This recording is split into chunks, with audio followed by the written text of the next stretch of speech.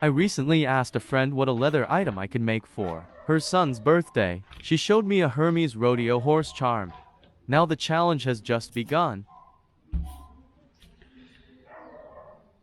I traced the patterns on the back of the hide. Closely follow the counter of the shapes.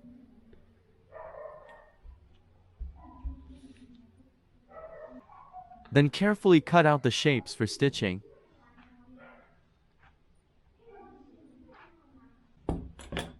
Now have all the cutouts ready. Begin to place them together for gluing.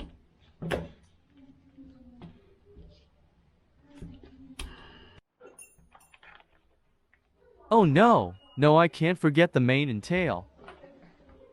So the same goes for the contour of the horse. I can't miss the mane and tail, because they are very tiny to cut. So I use a sharp blade to cut out the nitty-gritty details. The next step is to mark the punching line well.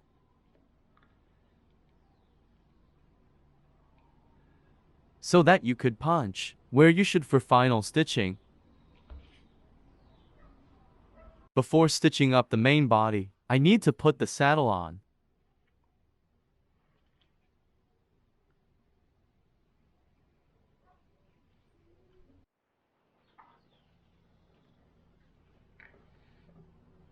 With the saddle on, it's time to stitch all around.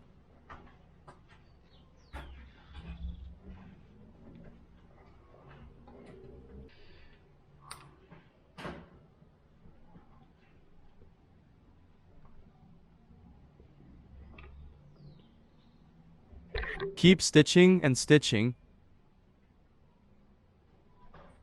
Look, finally the horse is taking shape slowly. So sorry that I forgot to show adding the fluffy fiber inside the horse. I will surely include that in next video. Now, it's time to oil the horse to make it look shining. This begs the question, what does it look like? Here is what it looks like.